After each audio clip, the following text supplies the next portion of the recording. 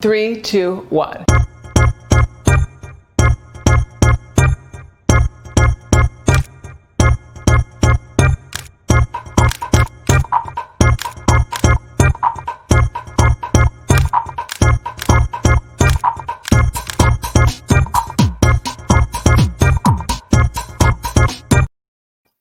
Hi, I'm Cathy Hobbs. I own Cathy Hobbs Design Recipes, an interior design and home staging company based in New York City.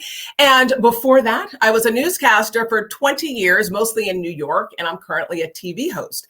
And welcome to The Real, where we share some of the tricks of the trade relating to harnessing the power of video. Today, we have a very special guest, Nigel Barker. That's right, that Nigel Barker.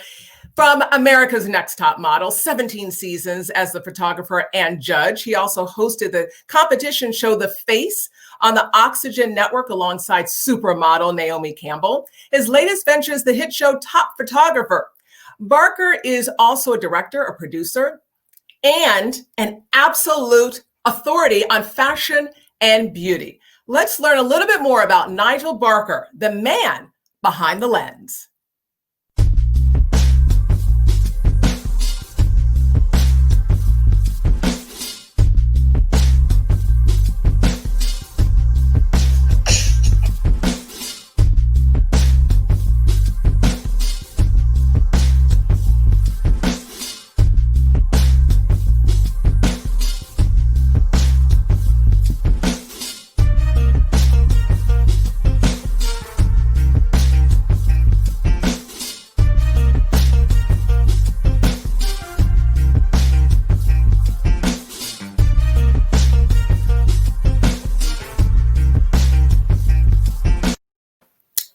Nigel Barker, everybody. Hey, how's it going?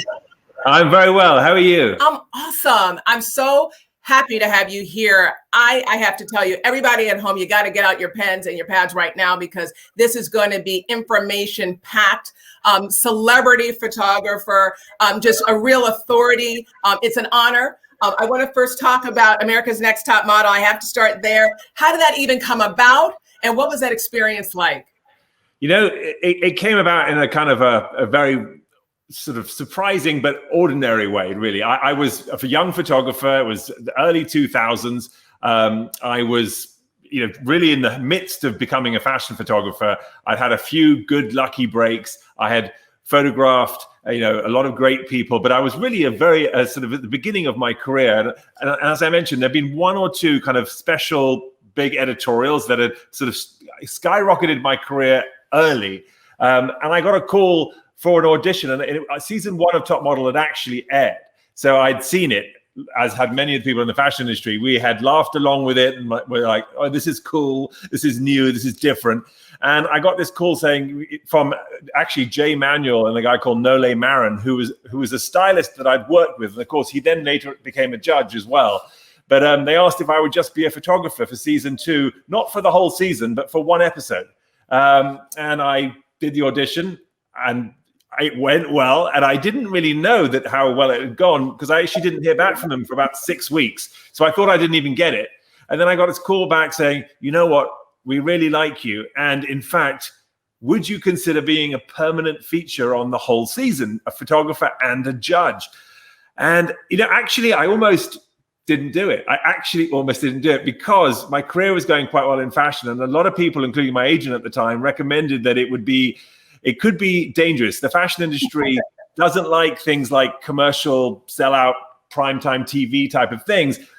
But, I could sense the world was changing. I could feel that it was time for a lot of the secrets of fashion to be revealed. And I was excited. And I thought, you know what, this is one way to get your name known around the country, around the world, other than, being lucky enough to be the photographer chosen to shoot the cover of Vogue. So it was like another way in, if you like. And there are very few people who sort of managed to make it to the top of fashion photography.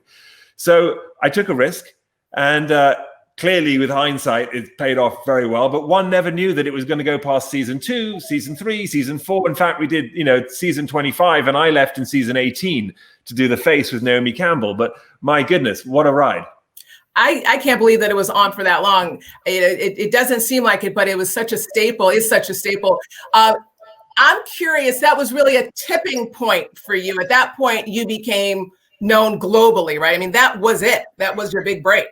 It was officially my big break. I mean, it was a completely sort of funny, because I look back, in fact, during quarantine, I watched some of the episodes, including my first episode, because you know what, my kids didn't grow up with daddy necessarily being on Top Model, because my daughter's only 11. I stopped in 2013. So she was too little to really have watched it. And also, you know, not that it's mature themes, but it's modeling, it's fashion, and it's reality television. So we sat down, me and my 11-year-old daughter, and we kind of binge watched Top Model. And it was so funny to see how green I was at the beginning, and how I learned and changed and adapted. And you know how it is. You see yourself and you realize, oh, I should sit up straight. Oh, I should do this. Oh, I should do that. Oh, I need to behave differently. Or I need to have focus on the camera. And although I was the photographer and I had modeled as a young man, this was different. This is video, right? This is a completely different thing. And because it doesn't miss a trick.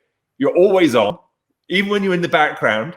You know what I mean? You're still being filmed. So I remember when Tyra would stand up at the front and she would be delivering the verdict, and I was sitting behind at the desk, but I was here on her shoulder, right? So occasionally I'd be like, and all of a sudden I would realize I was watching. I'm like, oh my God, it looks like I'm asleep or something, and I wasn't. But the thing is even for production, there were such long hours.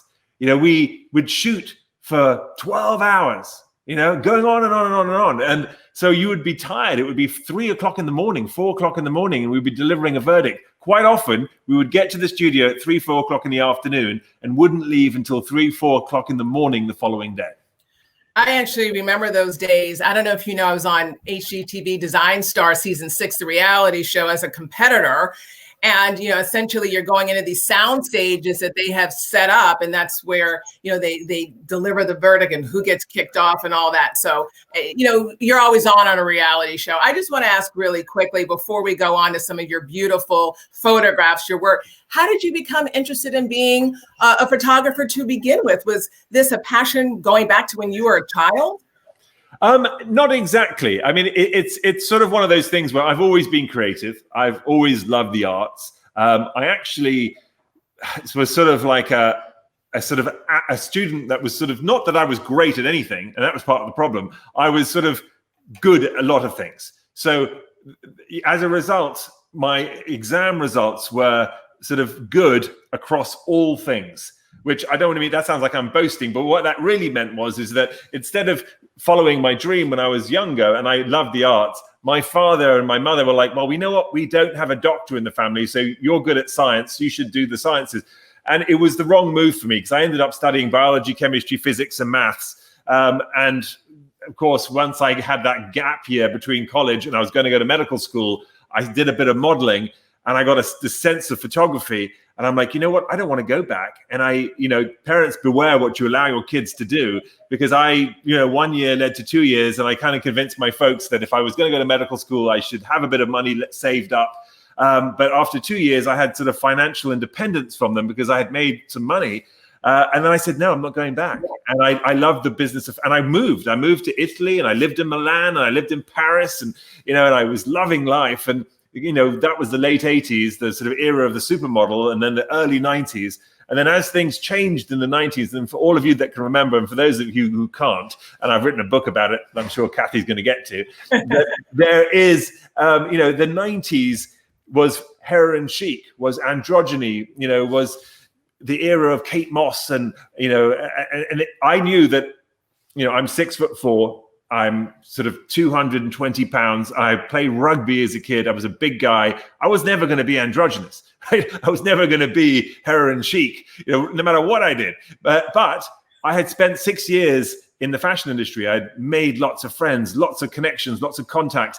And I loved being creative. And so I'd watch these photographers take pictures. And I got a camera myself early on and started taking pictures of young models. And and it was mid-90s, 94 to be precise.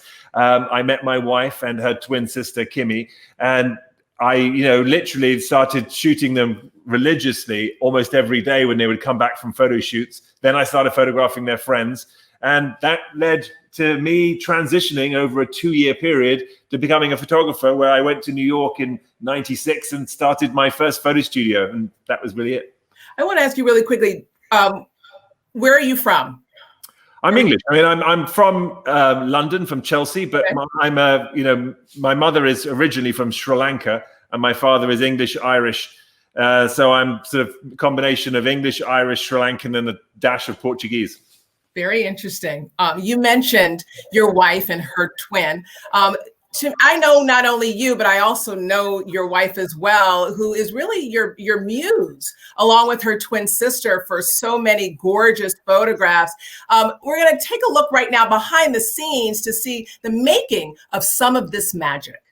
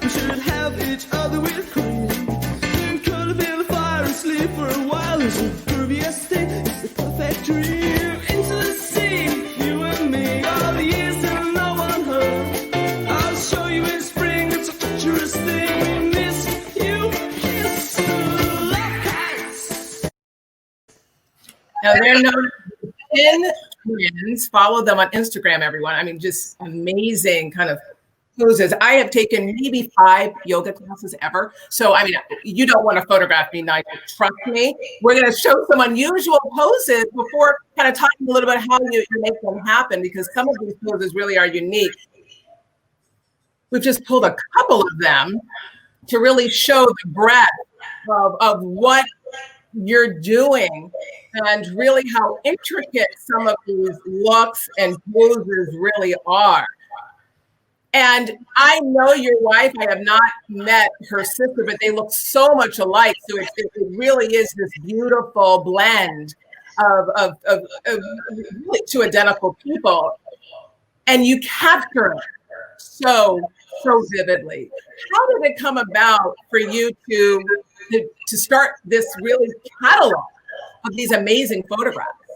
I mean, literally, I remember like it was yesterday. It was sort of March 1994, and I met them at the same time and was just blown away. They both finish each other's sentences. They're very, very close, and to this day, they speak multiple times a day. And they were just so extraordinarily intriguing. And what the most sort of the most extraordinary trait really is their grace and their modesty, despite the fact that they are physically beautiful and obviously incredibly sort of sporty and physical and got are able to do these extraordinary poses and what have you, but they do it very naturally. It's not and that's one of those wonderful things. And I think that what's made it so magical is that I think any photographer or artist in general dreams of having a muse, and certainly to have more than one is something rather extraordinary, even though they're almost joined at the hip.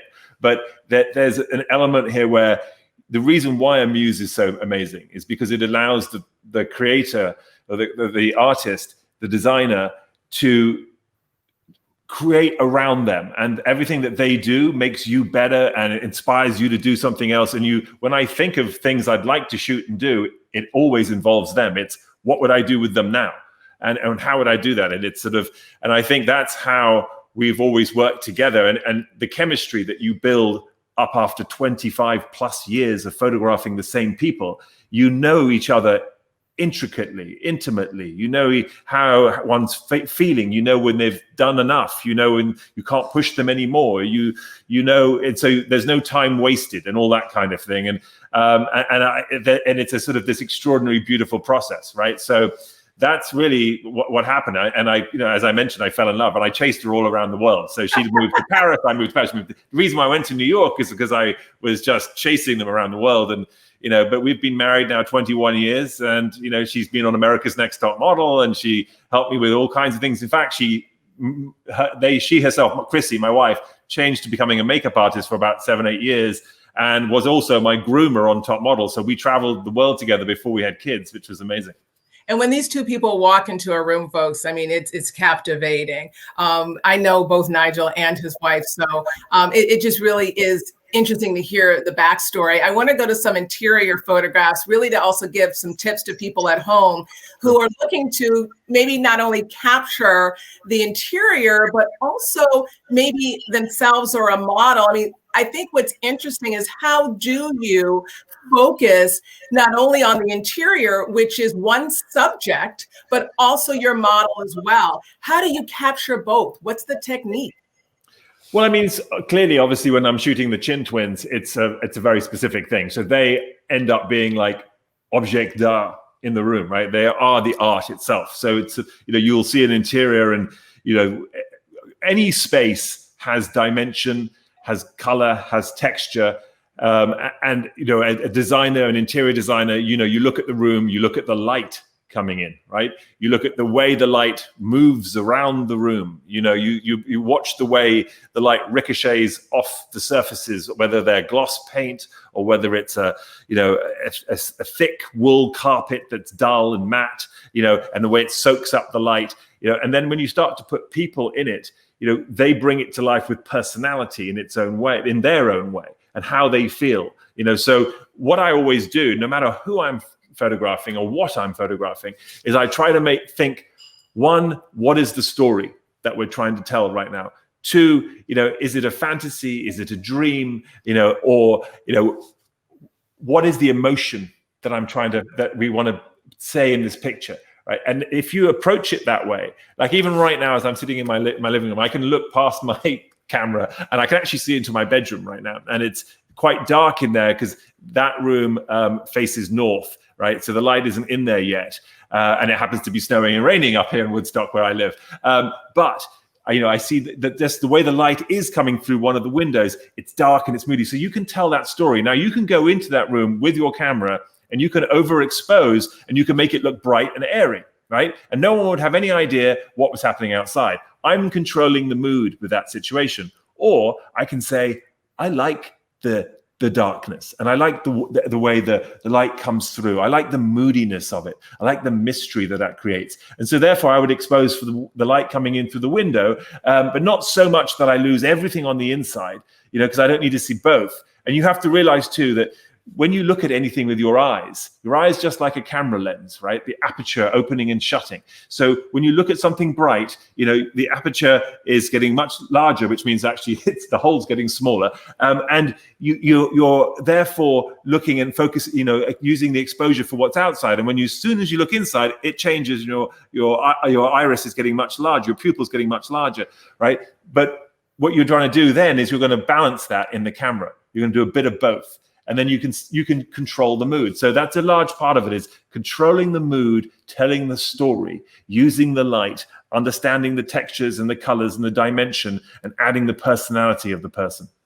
I want to talk a little bit about light, because some of these photographs are beyond complicated. You're literally shooting against light and windows. I was always taught that you want to have your back against the light, whether you're shooting video or photographs, for me, that's always been one of the challenges when I was on television, my dark skin against the window. And what you've done in some of the instances with your photographs are really amazing. We're going to show some of the photographs that you have in which the Chin twins are literally in front of windows.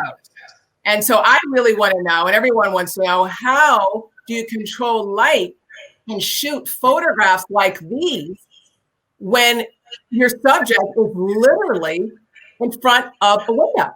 Well, I mean, so look, there are a couple of ways, right? One, you can obviously overexpose, but you have to know what's on the other side of the light, right? So these are all sort of backlit situations, and you can either let them be backlit. So in instances where for example, this shot, you can see where the light is sort of coming around the face, and that's why the front of the face is lit, and you have the highlights on the cheeks, and you get that nice wraparound light all around the body, and the skin will reflect, especially if you put moisturizing lotion or oil, then that reflection, again, talking about textures, reflection will show it, right? And if it's dull, you won't see that.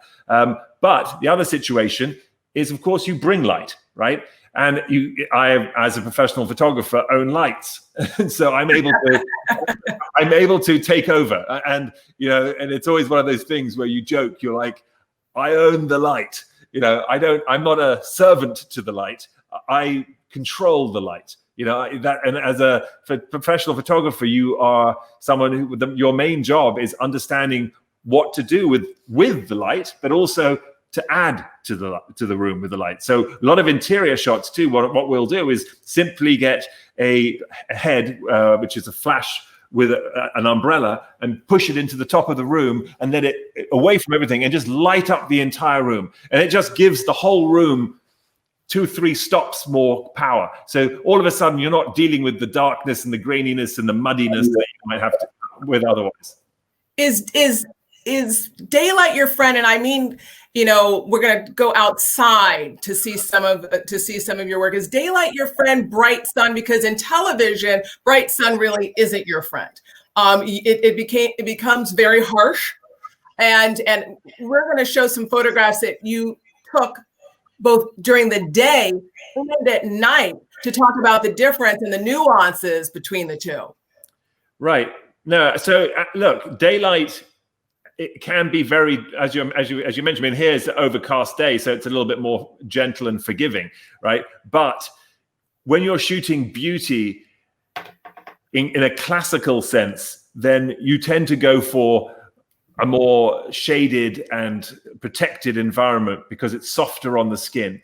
But if that beauty becomes editorial, which is a word we use in fashion, which essentially is means a more edgy, if you like, or something more fashionable, something more daring, that where the light actually helps cut up the face. And when I say cut up, I don't mean literally, but I mean it hits the cheekbones and it hits all the areas where you've got shape to your face, and it helps define your jawline, and it does all those sorts of things. And it makes your nose, gives you a shape to your face and your nose.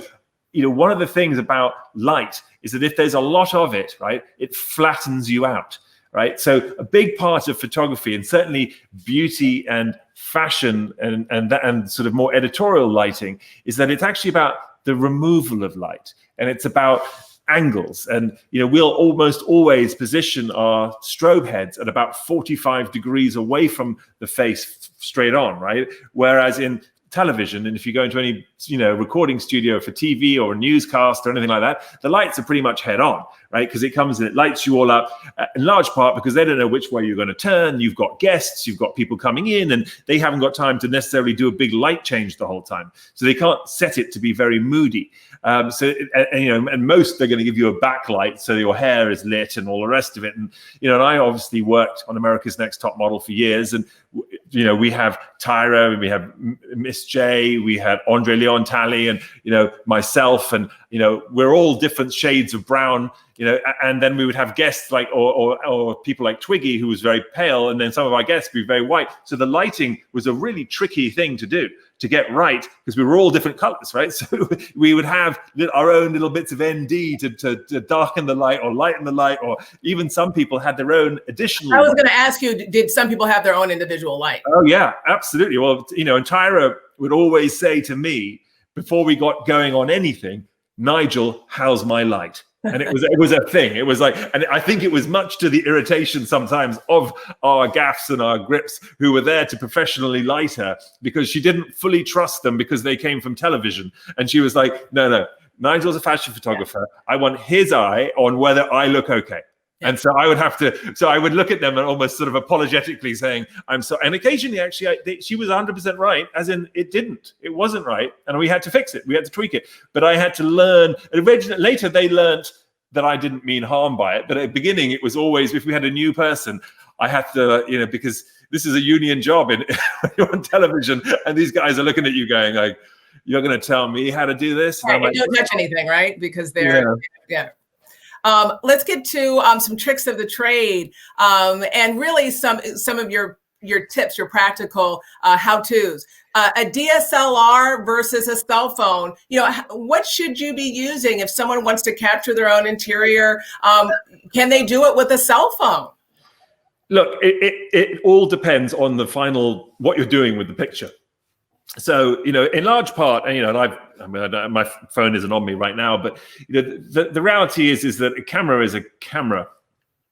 And what I mean by that is that it's a lens and it's capturing what you're looking at, right? So if you need to blow something up to be a billboard, then certainly the bigger the camera, the bigger the chip, the bigger the sensor, the larger you can blow it up. Now, that doesn't change the way you look at it, doesn't change the way you frame up, right? That vision comes from you. Now, obviously, cameras have lenses, and the different lenses are useful in different situations. And the more expensive the lens, the more expensive the camera. The chances are the less distortion you will have, for example, on a wide-angle lens. And oftentimes, when you're shooting interiors, you're stuck in a room, you want to photograph it, and you don't get enough of it on a traditional lens. And when you go wide-angle, it starts to curve, and you start to get that kind of, rounded edges. Would you recommend a wide-angle lens? I was going to ask you that. Or would you it really depends on the camera and what you're shooting, but any of the top end wide angle lenses, for a Canon or for a Nikon or for a Sony camera, 16 millimeters is about as wide as you could possibly go.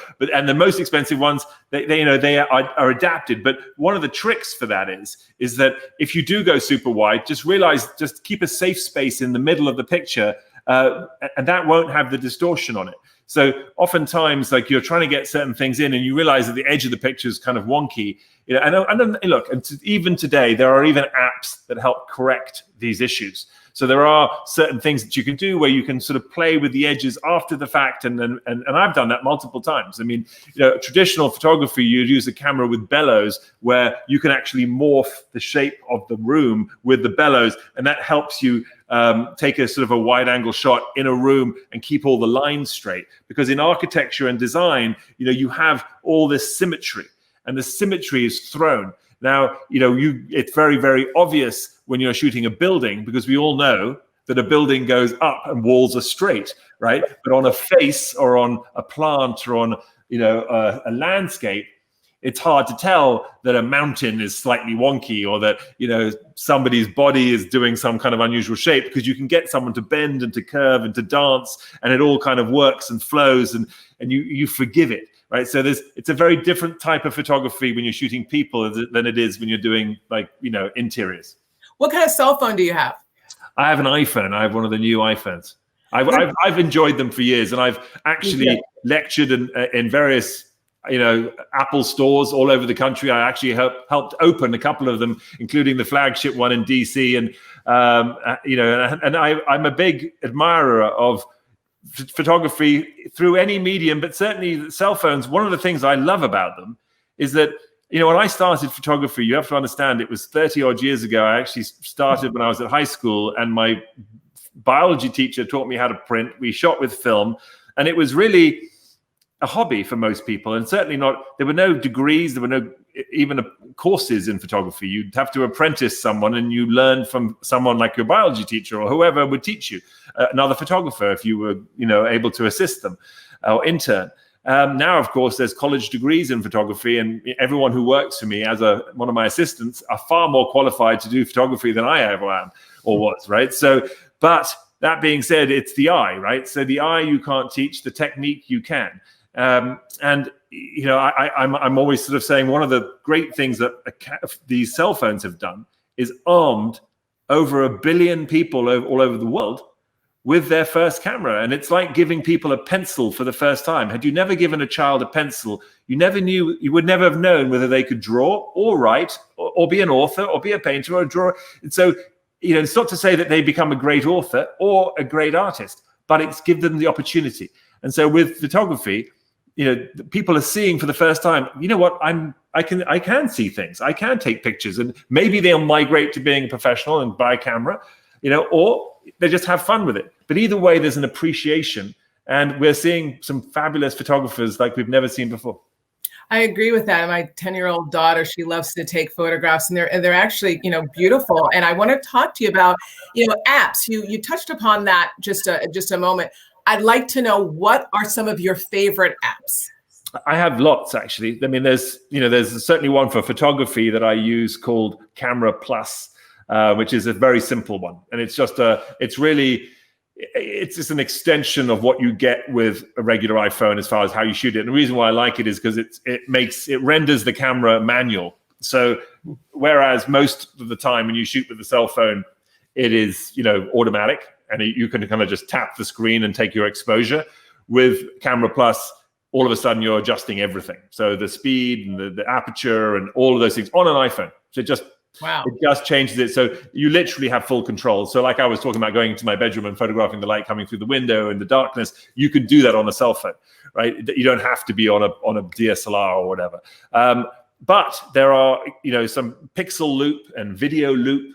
And there's a whole suite of apps that they have, which control video and control still imagery, are a lot of fun if you want to get, you know, really creative. You know, there are these, they have a whole suite, and as I mentioned, you're able to animate aspects of the picture and, you know, change the sky and, you know, and be very specific. Even on video, you can block it has really great sort of facial recognition technology to be able to block you and track you as you move through a picture, and then change the background and the sky to be a whole different thing as you walk through it and stuff like that. Look at these. I didn't know any of these apps, you know, so I'm glad that you mentioned them, and they sound really interesting. And I do like to take photographs and video with my cell phone because it's right there. What is the best time of day to shoot? And the reason why I ask, because I've heard a lot of different things. I've heard, you know, noon. I've heard 11:30.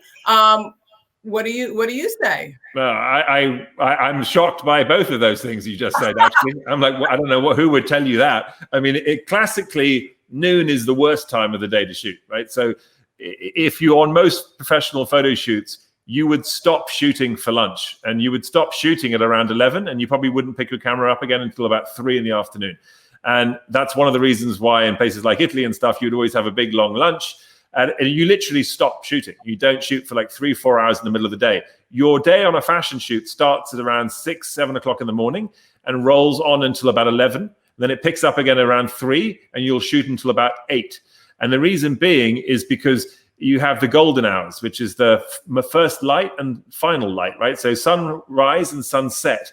And those are the two most beautiful times of the day, the golden hours to photograph, where the light is, because look, think about it. If you're even in your photo studio, when you have your strobe, in the middle of the day, the sun is like right up in the top of the sky. So imagine the sun, the light's coming right down on the top of your head, casting shadows under your eyes and big shadow under your nose and everything. So it's like having if you just got a flashlight and put it over your head, you would look like a ghoul. And that's kind of what happens in the middle of the day, unless of course you have your head up. Right. So when you're shooting fashion and yogis or whatever, like the Chin Twins, and they're on, you know, literally upside down, you can do it because then the sun's hitting them in the face as it would if it was sunset and sunrise. Because as the sun rises in the sky, when it becomes literally at eye level and it's coming straight in, you get that great light as you would in the photo studio when they put the light so that they light you in the eyes. When you look at someone's eyes, you see a little like light patches where the sun or the lights are hitting the eye. As soon as the light goes too far down, I'm not sure if I can do it here. See, if I put my head down, the light's gone. So now my eyes are solidly dark and they look very black. If I move them up, there, you see the light is now in my eyes, and it picks the eyes up. So you want that pickup in the eyes. You want to see, it acts almost as if it's your pupil, and so that you can see it, and it creates that little light in the eye. So you're always trying to do that. Even if you're just using a piece of silver card and a reflector, just to bounce a tiny bit of light to make your eyes dance. But Nigel, what if you're talking about an interior, though, where you're just shooting a space? You would still not shoot in the middle of the day? Well, it depends on where your light is, right? If you shoot in the middle of the day, you're not getting any light through the windows, right? So if that is what your objective is, and you want no light coming in through your windows whatsoever, and you have perhaps skylights, then lights can come in that way. One of the things is it depends on with interiors, which direction the room is, right? So is it northern light? Is it southern light? East, west, right? So the sun is rising on the east and setting on the west, right? So you need to figure out what's happening. So that's why scouting your location, figuring out where the sun is, where your windows are, what you're dealing with, because on a really bright day, a room with a northern exposure is going to be fantastic, because you get a very subtle, gentle light, But of course, on a very, very bright sunny day, southern exposure, although you're going to get that great light streaming into the room, it could, to your point, be too dramatic, too much, and burn out the picture and ruin it. So therefore, on that day, you may want, if you are shooting a southern-facing room, and don't forget, a lot of people in the interior world, if you're buying an apartment, you probably want the south-facing apartment, because that's the one that has the great light, as people say. Oh, it's beautiful light, because as a human being, you love to see rays of light pouring in through your window. But as a photographer, you are slightly terrified by that, because you can't control it very much, and it's great for fashion. And fashion guys love it, but we'll also pull down blinds and block the light, right? So I can see where you might be saying midday is good in design, because that's not an issue then, because the light is right above you and it's not coming through your windows. I mean, in television, bright sun is not your friend. You actually want a cloudy day. And I know that may not be ideal. When it comes to interiors, what is the best type of day? If someone's looking to schedule an interior shoot with their photographer, should they come on a sunny day or a cloudy day? There's no hard and fast rule, right? Because back to, where is the windows in this house, right? How lit is this house? How many windows does this house have? What are we dealing with at all? Are we dealing with a modern New York apartment where you've got, floor to ceiling windows? Or are you dealing with a, 1920s apartment block with small little windows, and you're going to be, hoping you get whatever light you can get, right? So it really depends. And, general golden rule for most of these things is that you'd love a sunny day is always your friend, because one thing you can do with a sunny day is always block the light. You can always put silk, which is almost like imagine like a sort of chiffon, white chiffon type of material, into the window.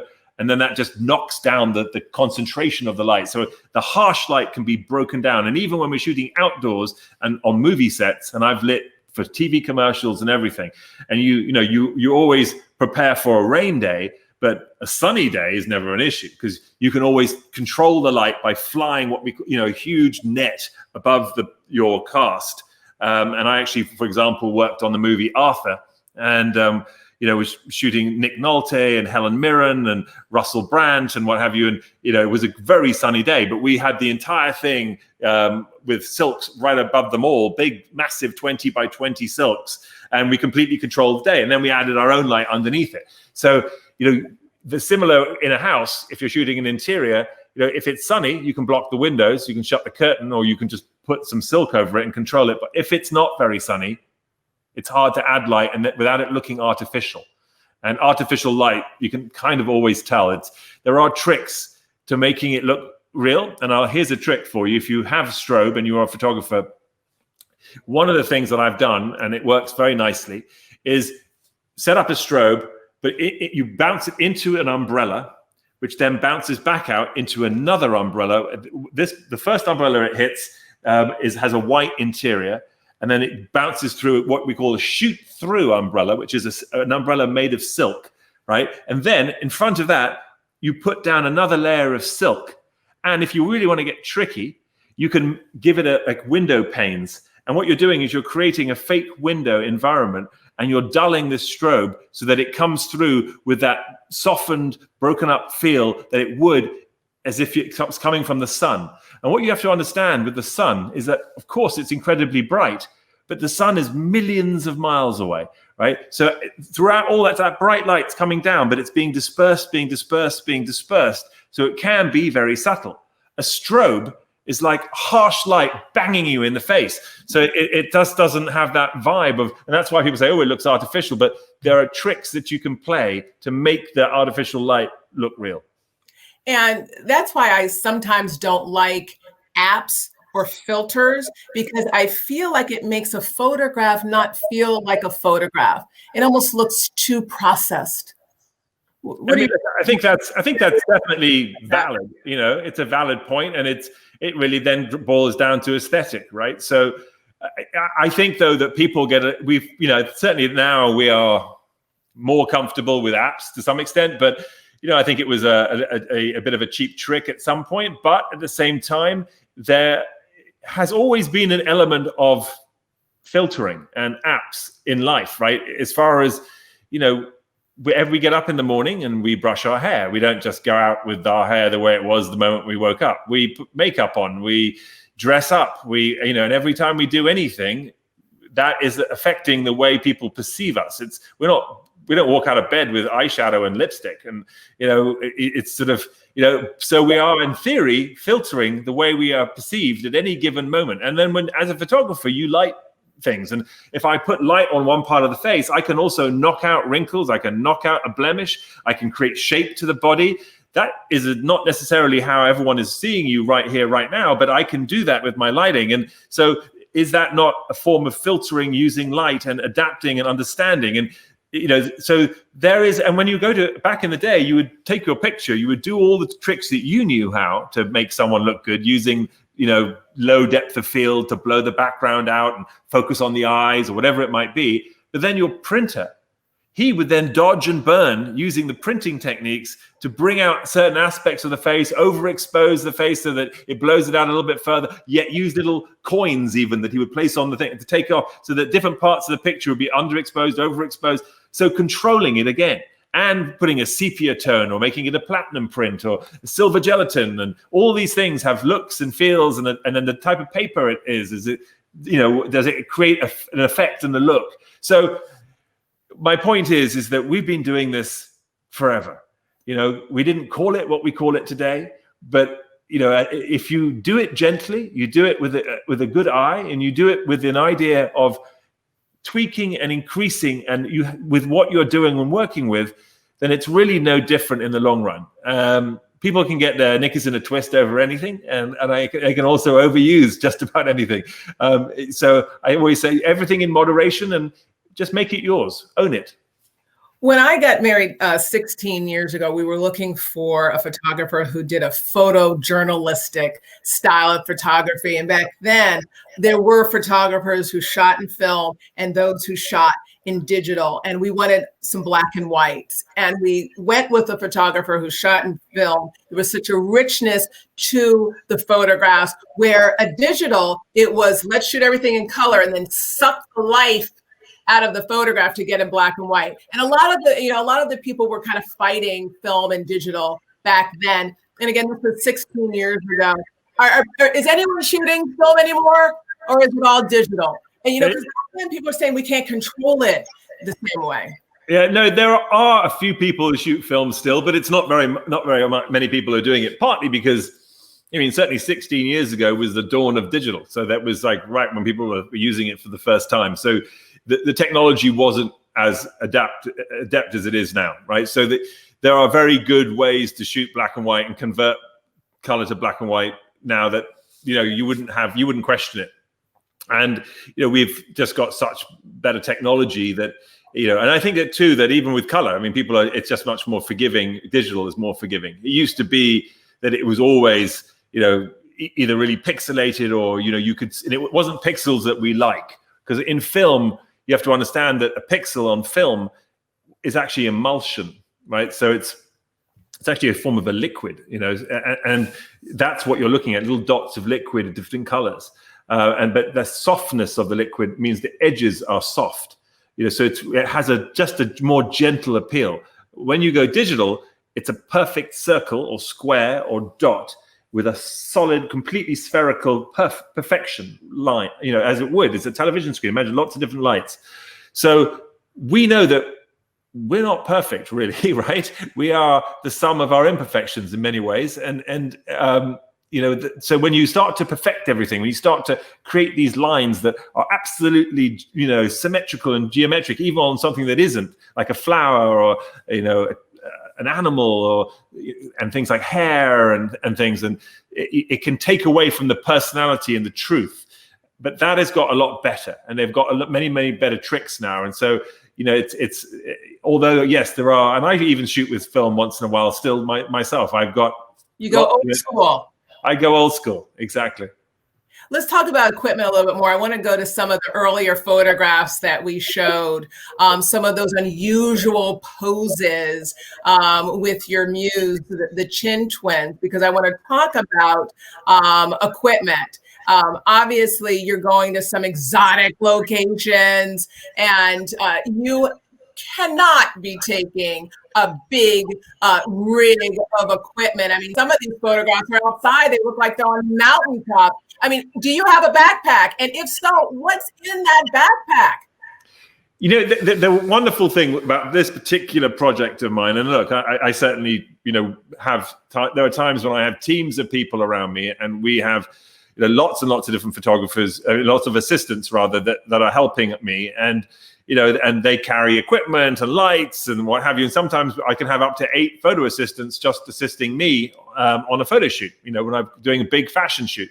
But when I shoot the Chin Twins, it's a completely different thing. It's me and them. We don't even have hair and makeup artists. They do their own hair and makeup. We pull clothes and we have fun. That is a labor of love, and it's just a personal project that we've done over the years. And we shoot wherever we want, at home, in studios, on location, and what have you. But, I have my own little personal camera bag, and it's really got 2 camera bodies in it. It has 4 lenses. It's got, something to clean the lenses with, and it's got a little air squeezer so I can dust, like a duster to get any kind of dust off the lens.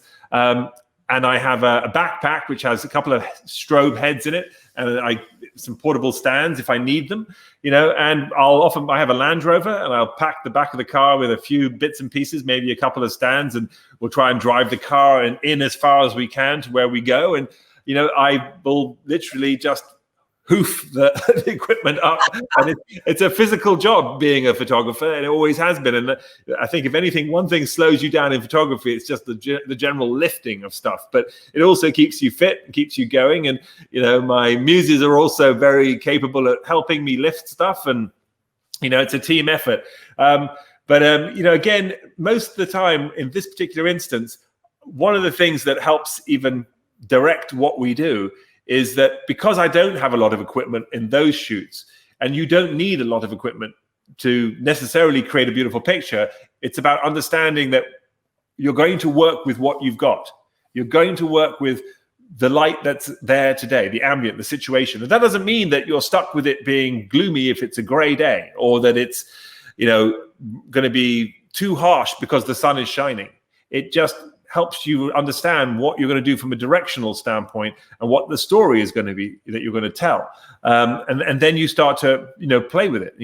On a gloomy day, one of the things too you can do is make it even gloomier, if you like. So gloomy days, maybe it's because I'm from England and I'm used to shooting in storms and then in grey skies, but there is an emotion to it. And imagine someone like Ansel Adams, the great landscape photographer. Where would his pictures be if there weren't dramatic clouds in the skies?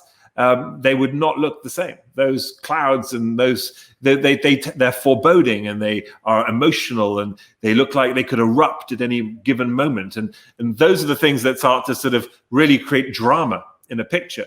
So, you think of it often ways in that way. Like if something is snowing, or if it's cold, or if it's wet. Now, in the world of making movies and TV commercials, I can't tell you how many times we've had to pay extra to have a water truck come in and soak the ground and wet everything. And we have it on standby. And as the models are on and off, or my actors are on and off, we'll go and wet everything again. And we have makeup artists spraying people in the face with water, because the water causes this great richness in color. It makes everything more saturated. And of course, it reflects, so it's shiny and sparkly and gives it sort of almost sex appeal. So, yet when it's raining normally, you're like, oh, I can't go shooting, it's raining. And you're like, well, you know how much I would pay for it to rain, normally. It's really understanding and going with the flow and realizing that there's something special in every situation. So you're by yourself for those shoots, and you have a backpack with 2 camera bodies, 4 lenses. You said a portable tripod. And are you taking lights? I mean, I would think. Yeah, I can do both. I have both. I have a backpack and I have a bag. I mean, it can be up to sort of 50, 60 pounds worth of weight, but, it's no less than the Marine would take. And are you carrying lights or not? Yeah, I can do. I have one on my backpack. So we call it heads. That's a light. Okay. And you have a battery, like They're all self-contained. Yeah, self-contained lights. They have battery that you snap on it. I use something called the ProPhoto B1 and B2 systems, and they're expensive. They're about $4,000 a light. Wow.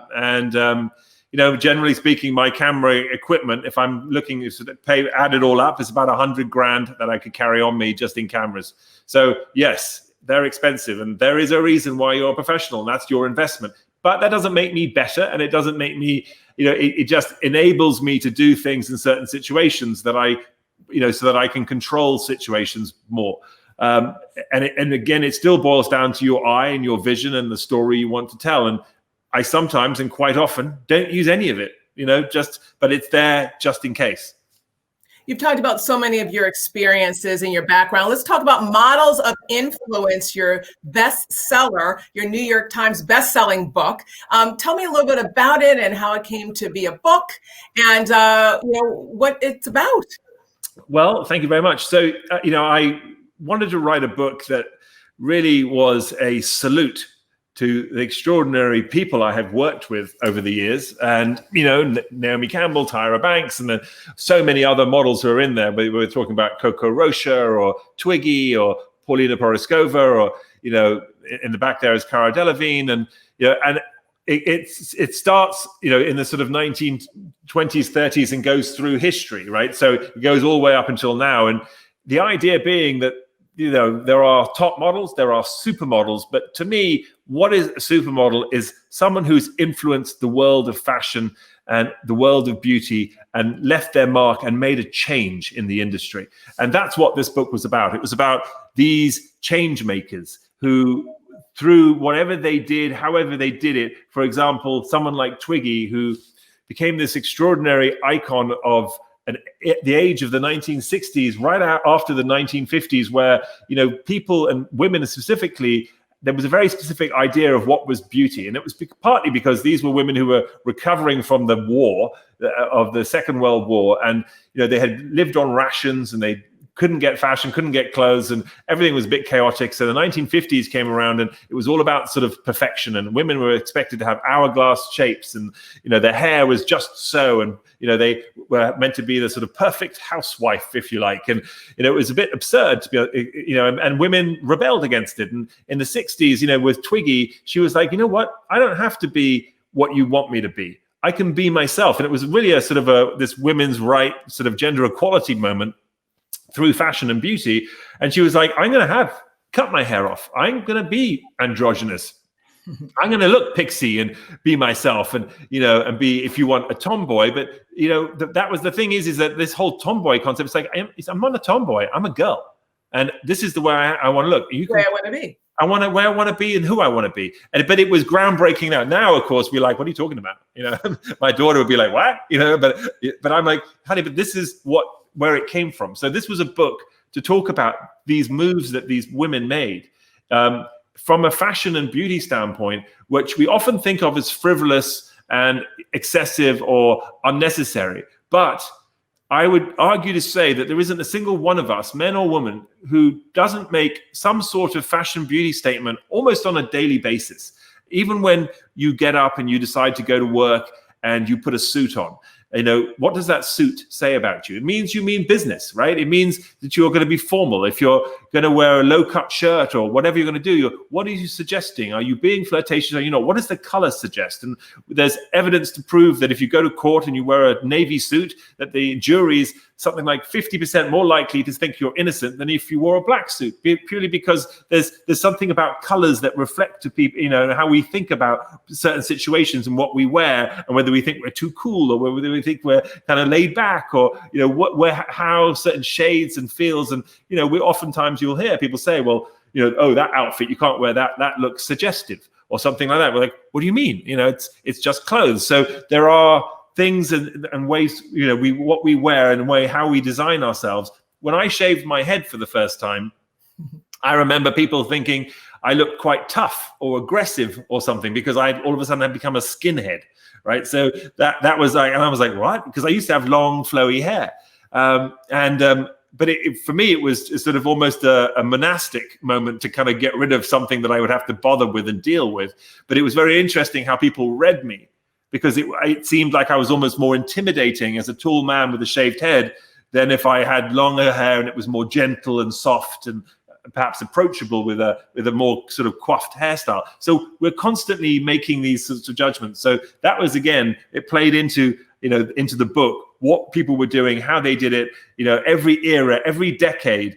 And I mentioned the 90s with heroin chic and androgyny, coming off the 80s, which was sort of excess and the era of the supermodel. But every era has something that it was known for, and people that were known for it, and also how they changed the ideas of beauty. Plus, it has supermodels in there, for example, like Elle Macpherson and Cindy Crawford, who are incredible businesswomen, and struck deals for the very first time, revolutionizing women in business, in fashion and modeling, where they struck contracts and created their own collections and decided not to model for other people but to model for themselves. And that was big game-changing moments. Now celebrities and models endorse products all the time, but back then they would just get paid to do something. It'd be a one-off and goodbye.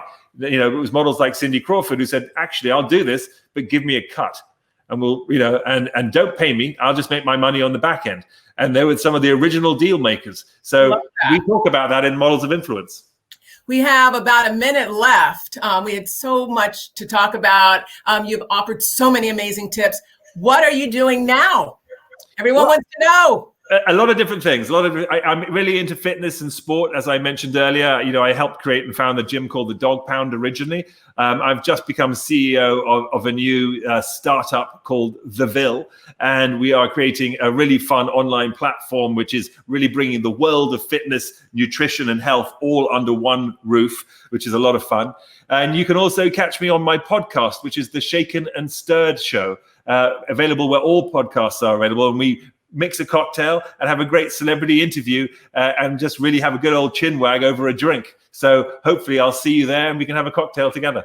Absolutely. I'm going to hold you to it. Celebrity photographer Nigel Barker of America's Next Top Model. Thank you for being here. Thank you, everyone, for watching. I'm interior designer Cathy Hobbs. We will see you next time.